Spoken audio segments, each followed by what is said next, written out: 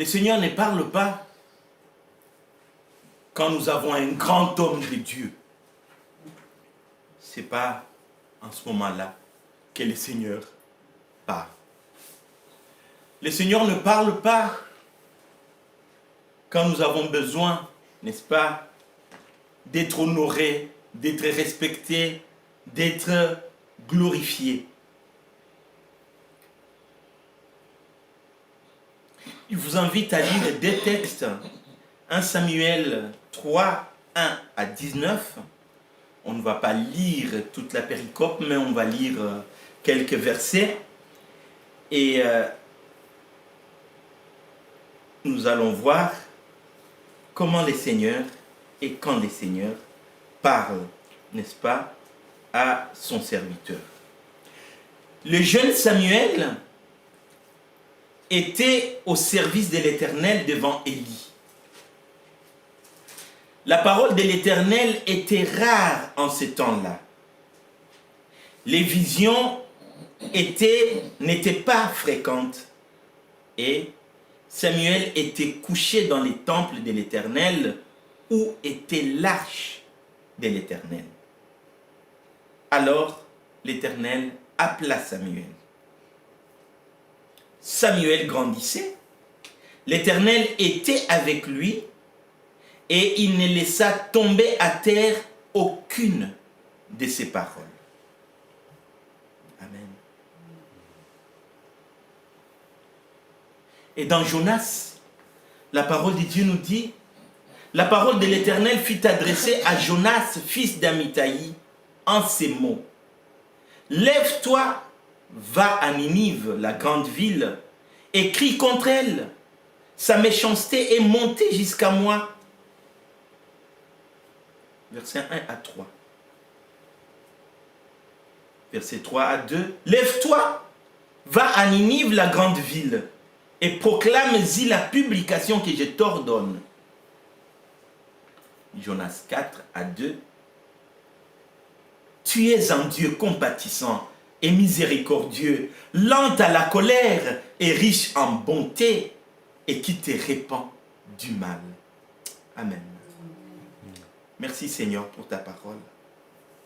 Merci de ta présence au milieu de nous. Merci pour ton Esprit Saint. Merci parce que quand tu nous parles, nous sommes encouragés, nous sommes fortifiés, nous sommes remplis de ta présence. Quand tu nous parles, nous sommes relevés, nous sommes éclairés. Ta voix illumine, Seigneur, nos voix. Béni sois-tu au nom de Jésus-Christ. Amen. Amen.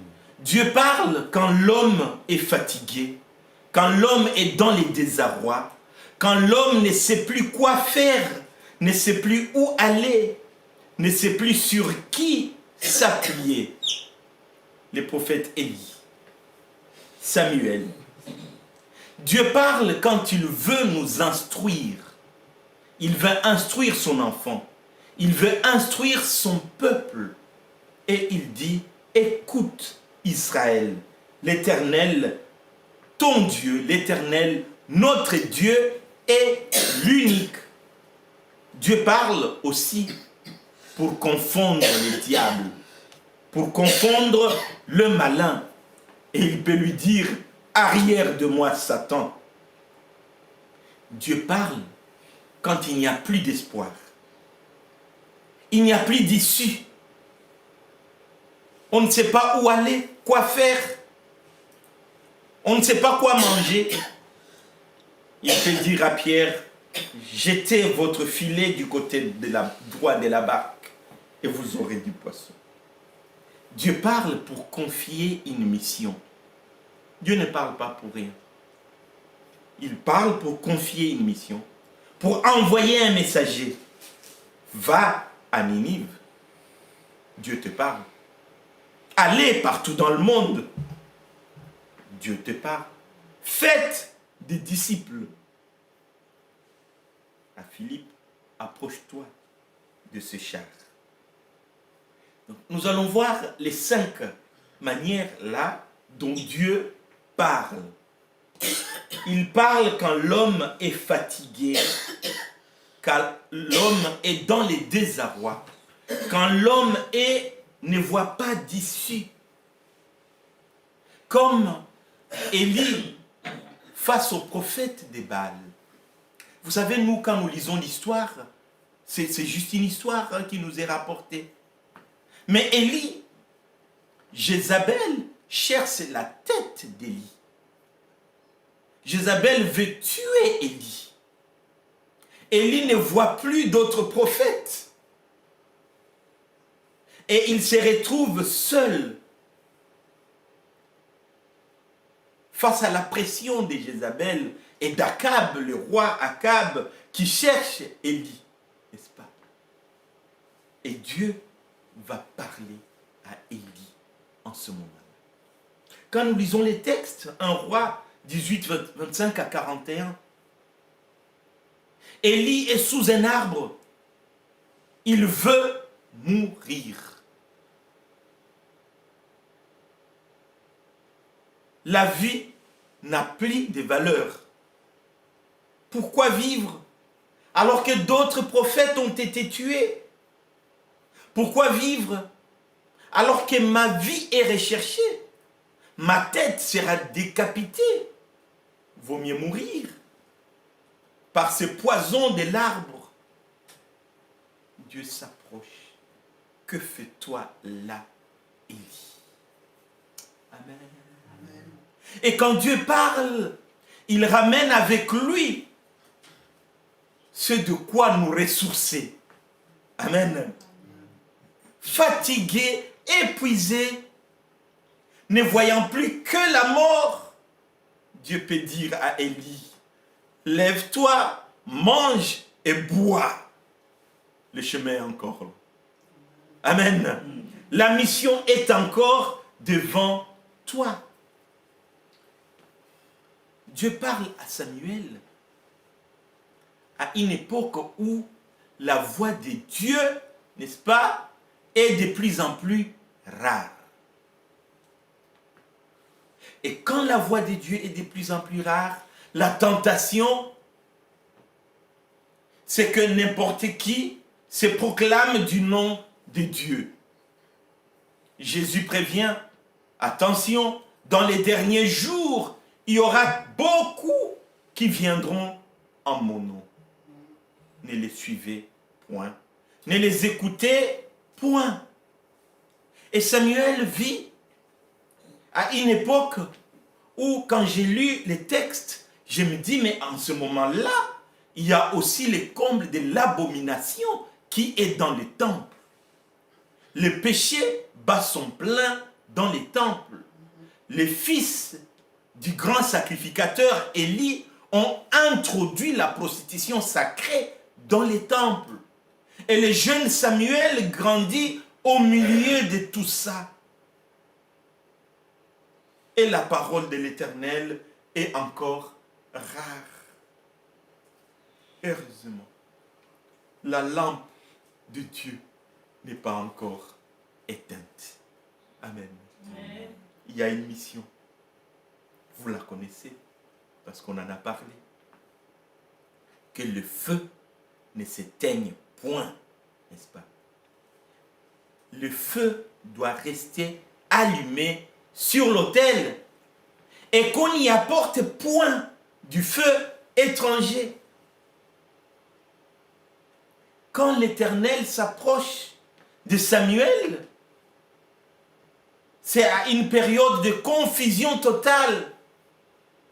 Et ce n'est pas étonnant que même Samuel ne décrypte pas tout de suite la voix de Dieu. D'abord, il n'en a pas l'expérience, et puis la voix est rare en ce moment-là.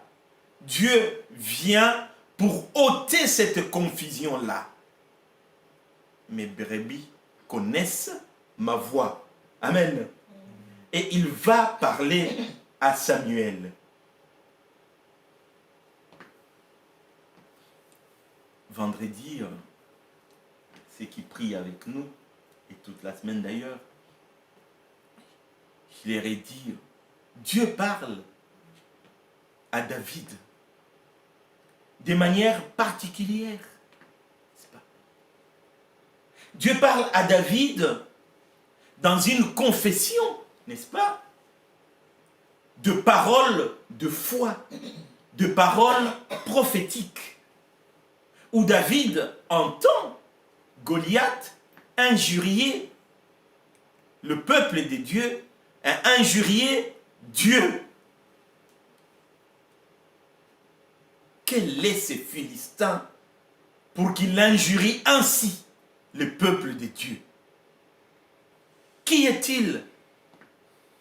Il y a quelque chose à l'intérieur de David qui est la voix de Dieu et qui surpasse la jeunesse de David, qui surpasse l'expérience de David.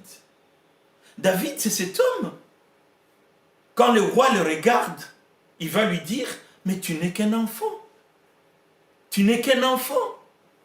Mais à l'intérieur de lui bouillonne une force où il dit, Dieu ne peut pas être injurié, le peuple de Dieu ne peut pas être humilié.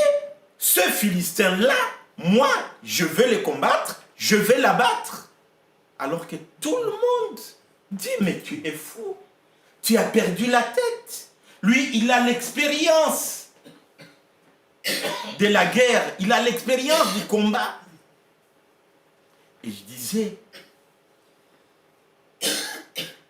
aux gens qui prient vendredi, David a une expérience avec Dieu que personne ne connaît, que lui seul connaît.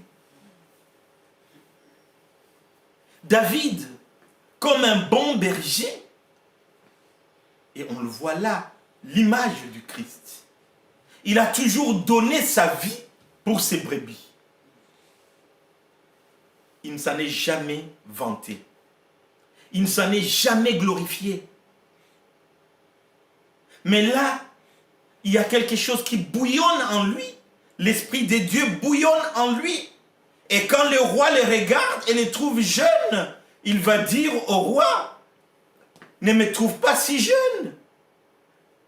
Ne me trouve pas si inexpérimenté.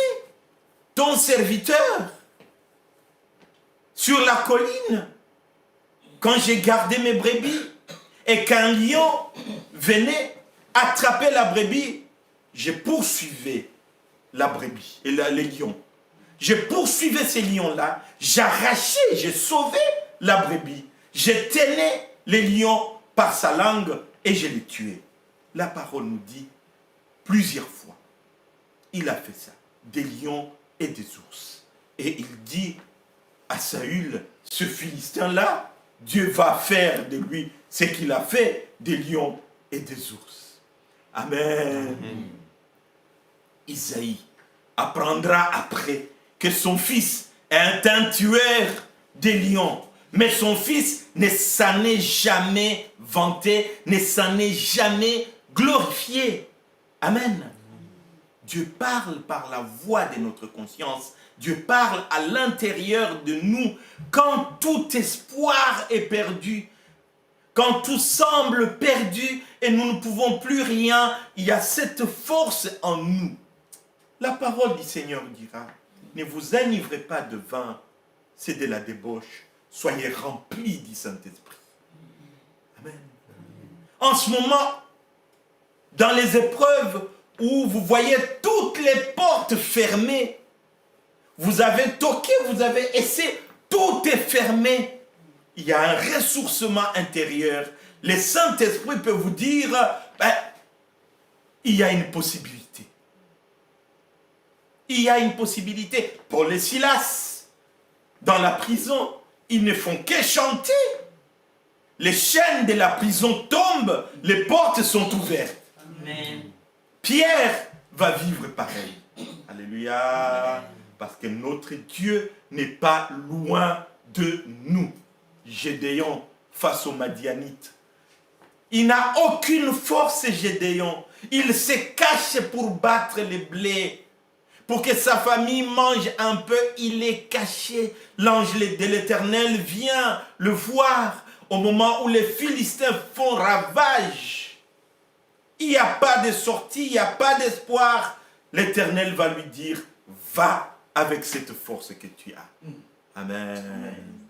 Va avec cette foi que tu as. Votre foi est la force qui triomphe du monde.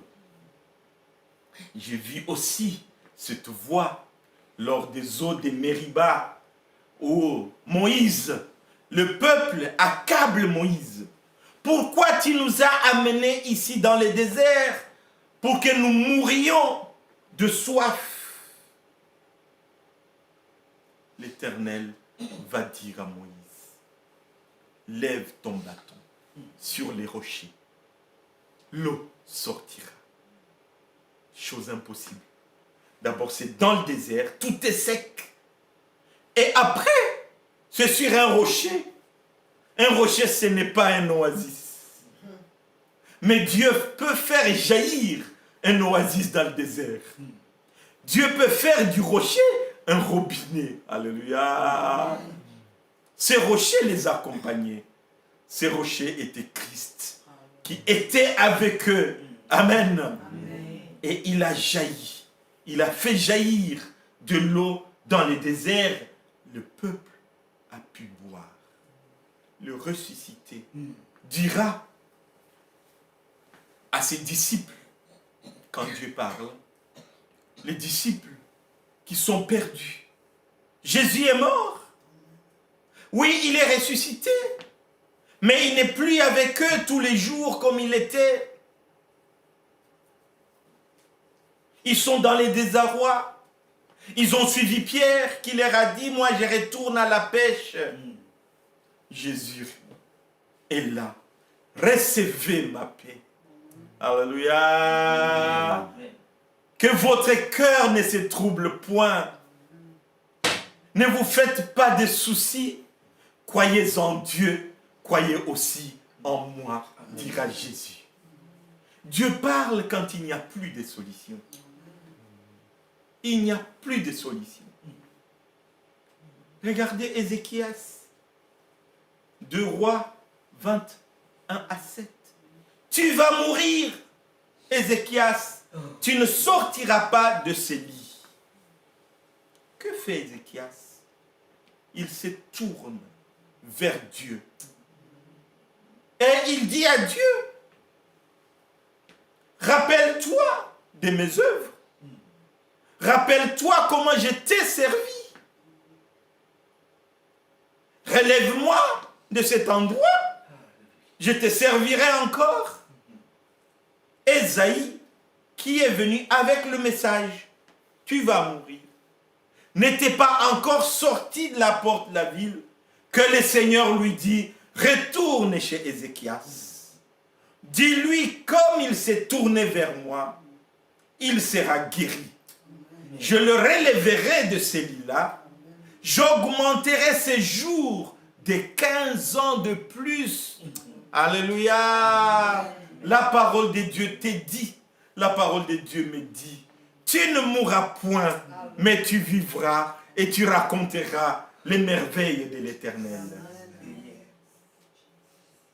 Les disciples sont épuisés toute la nuit. Ils ont cherché du poisson, il n'y en a pas. C'est des spécialistes de la pêche. C'est des spécialistes de la mer. Ils savent quand pêcher et où pêcher. Cette nuit-là, il n'y en a point. Quand tout semble noir, triste, désespéré, notre Dieu fait jaillir un oasis au milieu, n'est-ce pas, du désert. Alléluia. Jésus s'approche et dit à Pierre, jetez votre filet à droite. Seigneur, je le fais toute la nuit.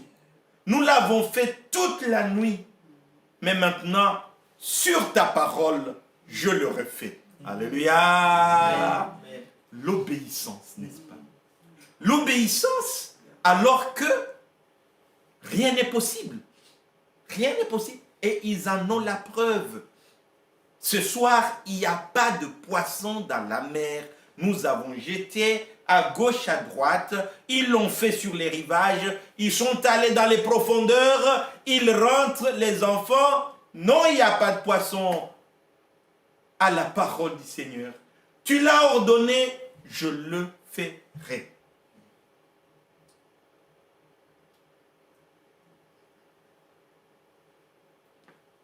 Dans la prison. Alors qu'il est déjà décrété que Pierre sera décapité. Sa décapitation est décidée par Hérode. Il est en prison. Il n'a jamais vécu ça. Amen. Et un ange s'approche de lui. Le réveille. Pierre, relève-toi. Prends tes chaussures. Prends ton manteau. Prends ton bâton. Prends les nécessaires qui est à toi. Habille-toi. Il s'habille. Il prend ce qu'il y a. Il s'échausse. Alors il dort entre 4 escadrons, n'est-ce pas, des militaires. Il dort au milieu. Impossible de s'en échapper. L'ange de l'Éternel lui dit, relève-toi. Tu t'es habillé, oui. Tu as tout ce qui est à toi, oui. Il ne s'est pas précipité. Il n'était pas pressé. Il ne sait pas qu'est-ce qui se passe. Lève-toi, viens, suis-moi. Alléluia. Amen, amen. Quand Dieu t'appelle, relève-toi, va derrière lui. Suis le Seigneur. Amen. Amen. Tu ne sais pas où tu vas, suis le Seigneur. Tu ne sais pas quoi faire, suis le Seigneur. Exactement comme Abraham. Quitte ton pays. Quitte ta famille, va là où je t'indiquerai. Pierre se relève et sort de la prison. À l'extérieur, il ne voit plus l'ange. Et il réalise, je reconnais que le Seigneur a envoyé son ange pour me délivrer de la main d'Hérode, pour me délivrer de ces escadrons des militaires. Alléluia. Rien n'est impossible à Dieu. Quand tout semble noir, vide, désespéré, crois au Seigneur Jésus-Christ et tu seras sauvé. Crois au Seigneur Jésus-Christ et tu seras délivré. Alléluia. Daniel, dans la fosse au lion, quand il est jeté dans la fosse au lion, tout le monde perd l'espoir. Même le roi Darius, qui l'aimait bien, il s'est dit, bon, j'ai été pris dans le piège de ces gens-là et Daniel est jeté dans la fosse au lion. Vous savez, ce n'est pas un semblant d'épreuve. Il est dedans. Il est dans la fosse. Ce n'est pas un semblant des lions. Non, c'est des véritables lions. Ils n'ont pas vieilli. Et j'aime beaucoup ce texte. Ce roi, il n'a pas dormi toute la nuit. Parce que Daniel est perdu. Et dans l'angoisse, Daniel. Et quand il va s'approcher très tôt le matin de la fosse, il crie, Daniel, ton Dieu que tu sers, ton Dieu à qui tu es ainsi attaché, t'a-t-il sauvé de la griffe et des dents des lions? En d'autres termes, ton Dieu peut-il sauver de la griffe des lions? Ton Dieu peut-il délivrer de la gueule des lions? Vis éternellement, ô roi. Mon Dieu m'a protégé des lions. Alléluia. Je suis là au milieu des lions. Je vais bien. Mon Dieu m'a protégé. Alléluia. Oui, c'est ce que vont vivre aussi Meshach, Shadrach et Abednego, qui sont jetés dans la fournaise de feu, n'est-ce pas? Ils sont jetés dans la fournaise. Le feu brûle. Quand on traverse les épreuves, ce n'est pas un semblant d'épreuve. Et Satan ne joue pas avec nous. La parole de Dieu nous dit, comme un lion, il rôde et il cherche à nous dévorer. C'est ce qu'il cherche, à dévorer. Amen. Et qui peut résister au lion quand un lion veut dévorer? Qui peut l'empêcher?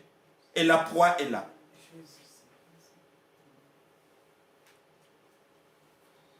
La parole du Seigneur te dit, résiste au diable et il fuira loin de toi. Amen. Résiste au diable, n'obéis pas au diable. Parce que ce qu'il cherche, c'est de te dévorer. Ce qu'il cherche, c'est ta perte. La Bible te dit, résiste-lui. Il fuira loin de toi.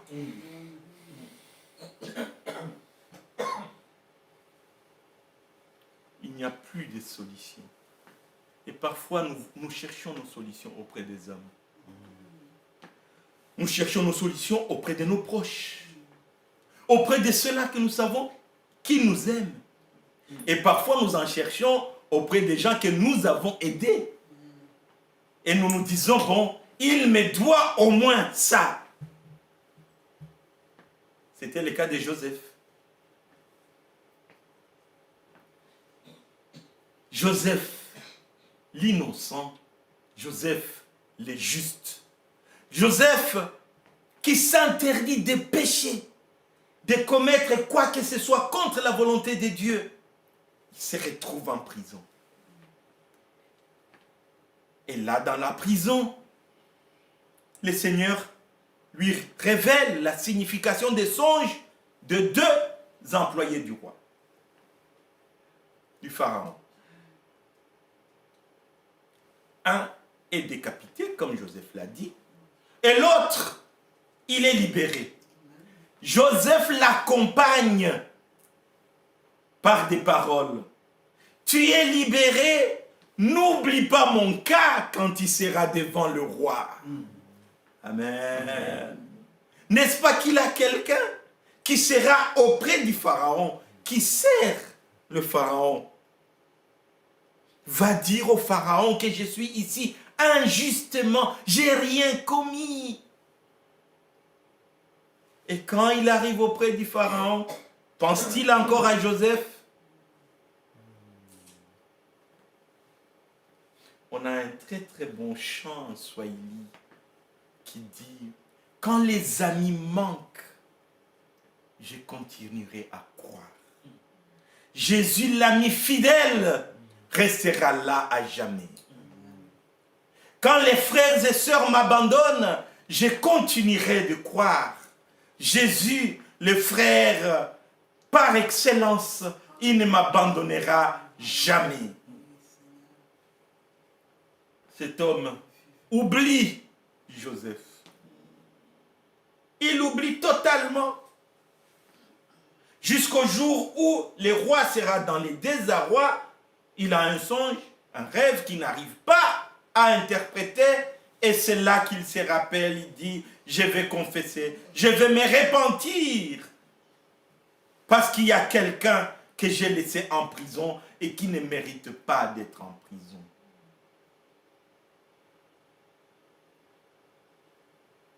Dieu parle quand il veut instruire son peuple.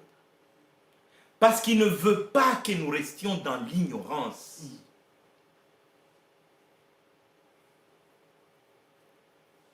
Shema Israël. Écoute Israël. Et là, pardon.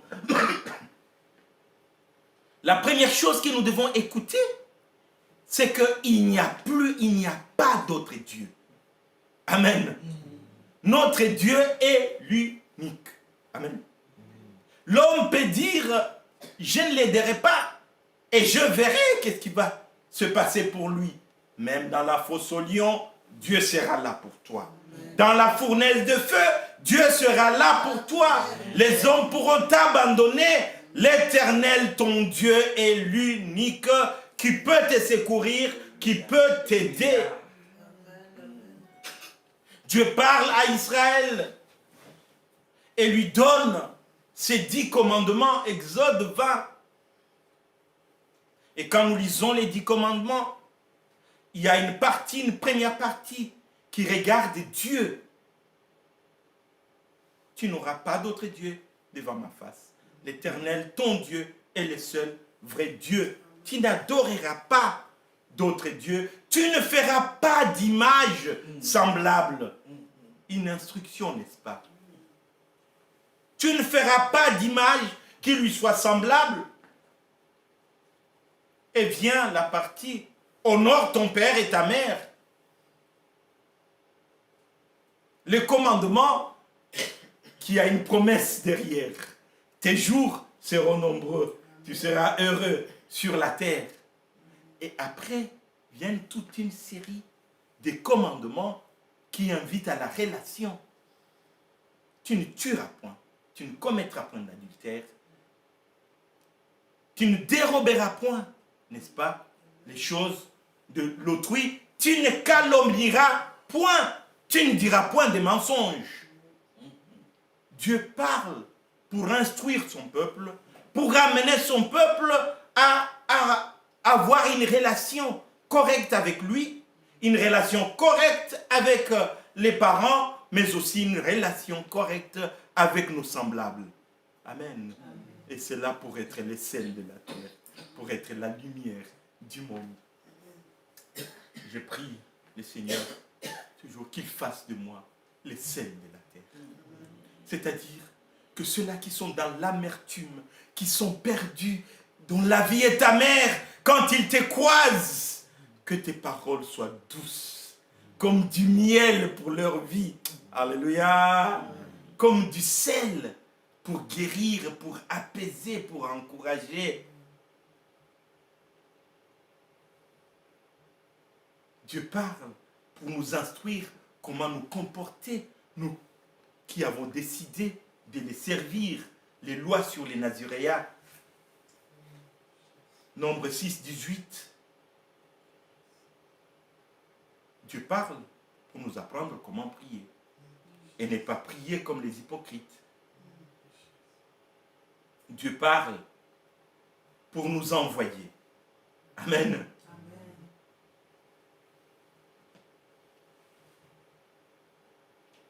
Dieu parle pour confondre le malin. Et le malin, il se manifeste dans les adversaires, dans les faux frères. Il y a des faux frères qui peuvent être là et qui peuvent être avec toi. Rappelez-vous, le peuple marche sans frein quand il n'y a pas de vision. Et on peut nous amener n'importe où quand il n'y a pas de vision. Quand Dieu parle, n'est-ce pas, il révèle des choses cachées. Il révèle même au roi d'Israël, n'est-ce pas, ce qui se passe dans la chambre du roi des Philistins qui veulent combattre Israël. 2 Rois, chapitre 6, verset 12. Le roi va faire un plan, toute une stratégie de guerre. Parce que Satan ne vient pas vers nous comme ça. Il a des stratégies.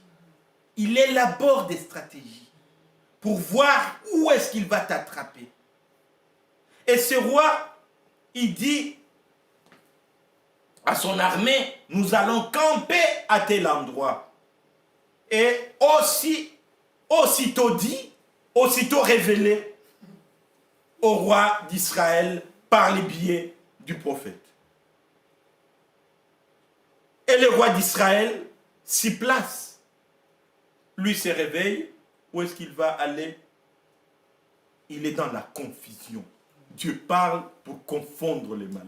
Il ne t'attrapera pas, il va te chercher, il ne te verra point.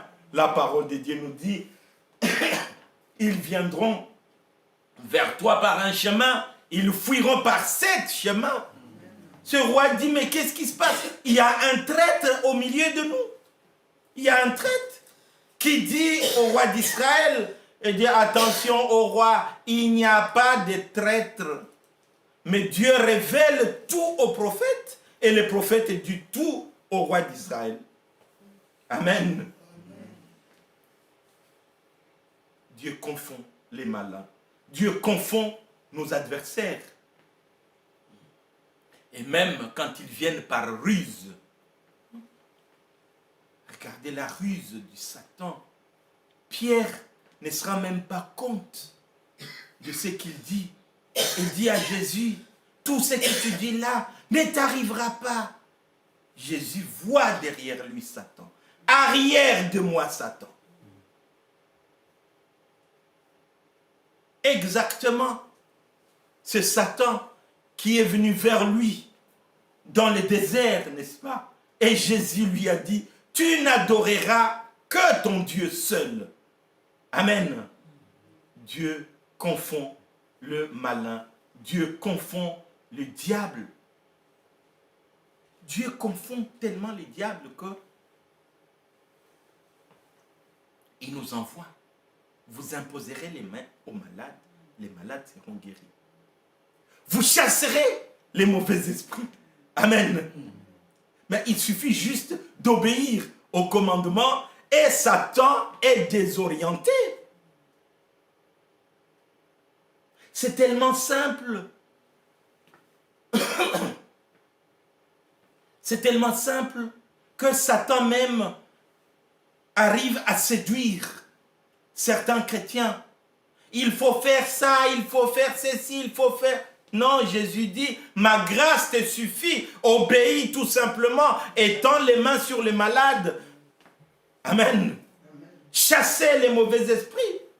C'est ce qu'il a dit d'ailleurs à Satan, au serpent.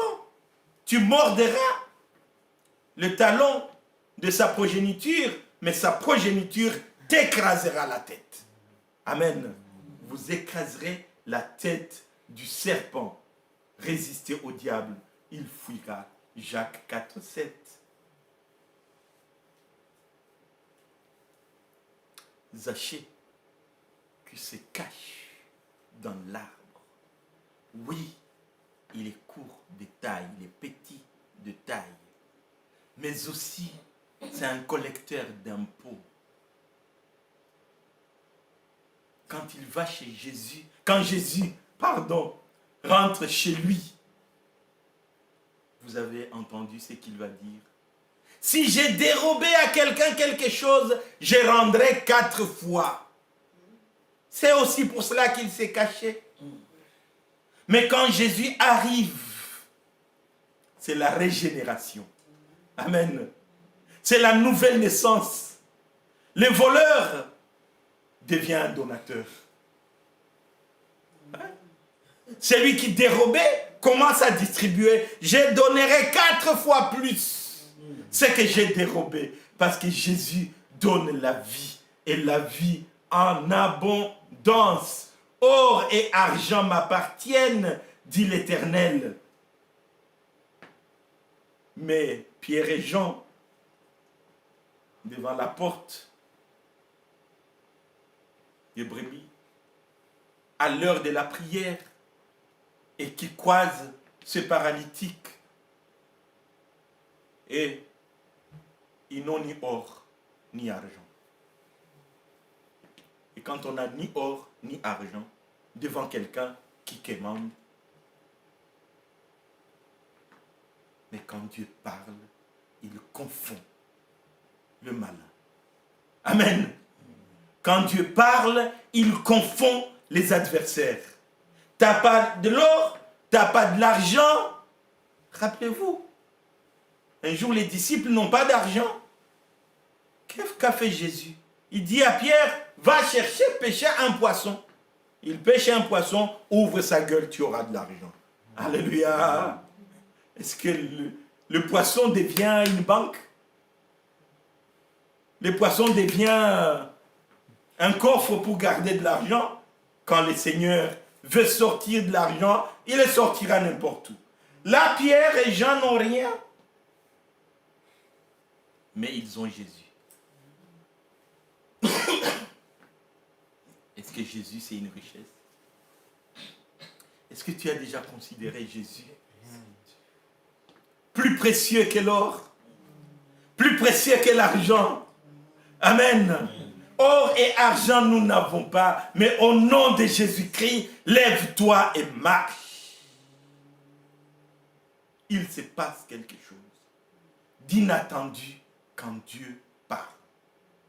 En fait, quand Dieu parle, nous allons au-delà du fanatisme religieux. On va au-delà de l'acclamation des fanatiques. Quand Dieu parle, il remet la vie là où il n'y en a pas. Quand Dieu parle, rappelez-vous de Jésus, auprès de Marthe et Marie. Lazare a passé 3 jours dans la tombe. Jésus arrive. Je suis la résurrection et la vie. Celui qui croit en moi vivra quand bien même il était mort. Amen. Quand Jésus parle, quand Dieu parle, il ressuscite. Les morts et Satan est désarmé. Il est confondu. Les adversaires sont confondus. Ce paralytique qui porte son lit, alors que c'est les jours du sabbat. Personne ne doit porter de lit les jours du sabbat. Il a des belles paroles. Pourquoi tu portes ton lit? C'est lui qui m'a guéri, m'a dit, porte ton lit et marche. Aussitôt, je me suis levé, j'ai porté mon lit et j'ai marché. Amen. Qui es-tu pour me demander de ne pas porter mon lit? Qui es-tu pour me demander de ne pas porter mon lit? Parce que c'est lui qui m'a ordonné de porter mon lit. Il est plus grand que le sabbat. Alléluia. Dieu parle pour te confier une mission.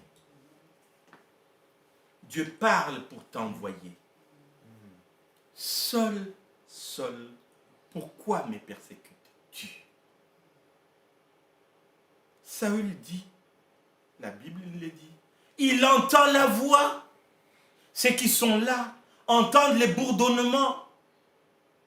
Lui, il entend la voix qui l'appelle. Amen.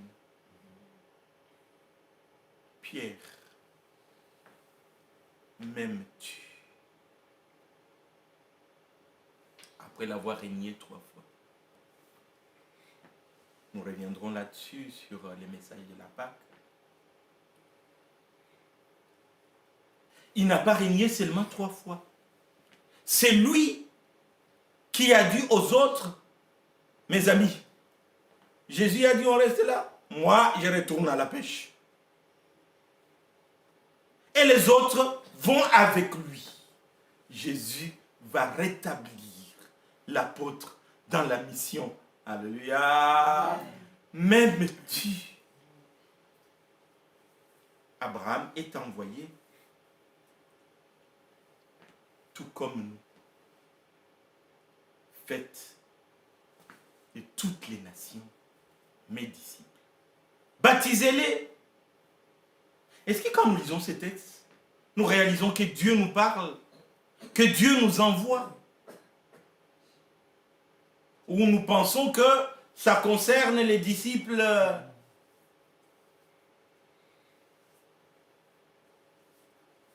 Ta postérité écrasera la tête du serpent. Amen. J'aime bien ces paroles. J'aime bien ces paroles. Et vous savez, celui qui écrase la tête du serpent, c'est Jésus-Christ. Lui qui dit qu'il est avec nous tous les jours jusqu'à la fin de temps. Lui qui habite en nous. Amen.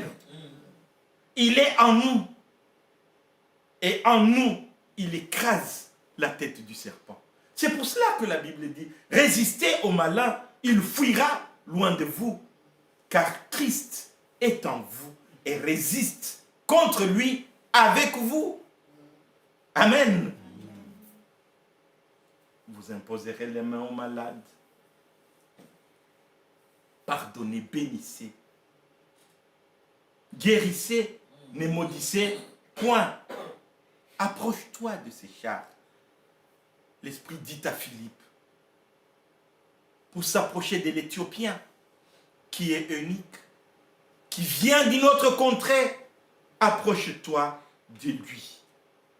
Et moi, je serai avec vous. J'ai tenu à mentionner ce texte de Luc, chapitre 9, verset 13, où Jésus passe du temps à enseigner les gens et à un certain moment, ses disciples lui disent, ils ont faim. Ils ont mangé la parole de Dieu. Ils ont été nourris spirituellement, mais ils ont des besoins matériels. Ils ont des besoins physiques. Et notre Dieu n'est pas insouciant de nos préoccupations physiques. Notre Dieu n'est pas insouciant des problèmes que nous pouvons traverser, que ce soit la famine, que ce soit la honte.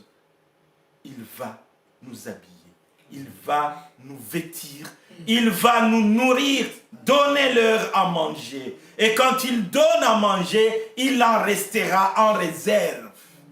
Alléluia. Dieu se préoccupe. Ne vous inquiétez pas du lendemain. Ne vous interrogez pas sur ce que vous allez manger, sur ce que vous allez boire. Ne vous interrogez pas sur comment vous allez vous habiller. Regardez les fleurs des champs. Regardez les oiseaux du ciel. Ils n'ont pas de champs, ils ne cultivent pas, ils ne travaillent pas. Et votre Père Céleste les vêtit. Alléluia. À combien plus forte raison le fera-t-il pour vous, ô petits troupeaux? J'aimerais conclure avec l'image de ces trois personnes. Job, Daniel et Jésus. Vous savez comment Job, n'est-ce pas, a traversé les épreuves. Il est passé de la gloire à la misère. La misère totale. De la misère à la honte, à l'opprobre. De l'opprobre à l'abandon des siens. Même sa femme lui dit, n'est-il pas préférable pour toi de mourir au lieu de vivre? C'est sa femme qui le lui dit. Il a gardé la foi. Il est resté à l'écoute de Dieu. Et il va dire, mon oreille a entendu parler de toi. Mais mes yeux t'ont vu. Alléluia.